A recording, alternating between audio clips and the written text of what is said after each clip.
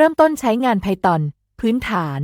การเจาะลึกขอบเขตของการเขียนโปรแกรมอาจดูน่ากังวลในช่วงแรกโดยเฉพาะอย่างยิ่งเมื่อเลือกที่จะเริ่มต้นด้วยภาษาที่มีความหลากหลายและใช้กันอย่างแพร่หลายเช่น Python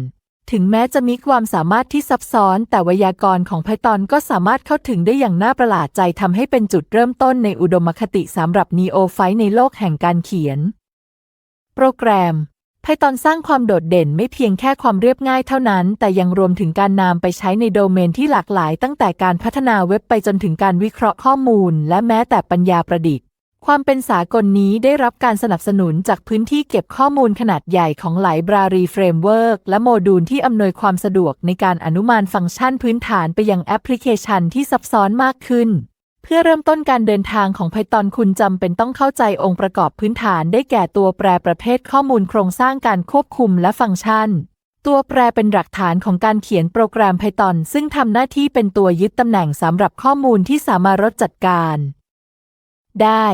การทำความเข้าใจข้อมูลประเภทต่างๆเช่นจำนวนเต็มสตริงและรายการเป็นสิ่งสำคัญสำหรับการประมวลผลและจัดระเบียบข้อมูลอย่างมีประสิทธิภาพโครงสร้างการควบคุมซึ่งรวมถึงคำสั่งลูปและการเรียกใช้ฟังก์ชันถือเป็นแกนหลักของ Flow Logical ภายในโปรแกรมช่วยให้สามารถดำเนินการส่วนของโค้ดตามเงื่อนไขหรือซ้ำๆได้จึงทำให้โปรแกรมมีความสามารถแบบไดนามิกการเชี่ยวชาญแนวคิดเหล่านี้ทำให้เกิดการสร้างอัลกอริทึมที่ซับซ้อนซึ่งช่วยแก้ปัญหาในโลกแห่งความเป็นจริง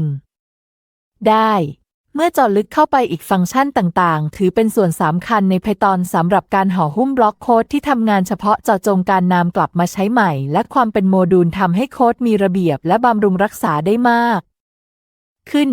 เมื่อความสามารถเพิ่มขึ้นการใช้ประโยชน์จากนามธรรมเหล่านี้จะกลายเป็นธรรมชาติทำให้เกิดการพัฒนาที่ซับซ้อนมากขึ้นการเริ่มต้นการเดินทางแห่งการค้นพบด้วย Python ไม่เพียงแต่จะทำให้คุณมีเครื่องมืออันทรงพลังสำหรับการสร้างสรรค์ทางเทคโนโลยีแต่ยังช่วยฝึกฝนทักษะการแก้ปัญหาของคุณด้วยการเดินทางนี้ให้รางวัลเต็มไปด้วยโอกาสในการเรียนรู้อย่างต่อเนื่องและศักยภาพในการสร้างสรรค์นวัตกรรม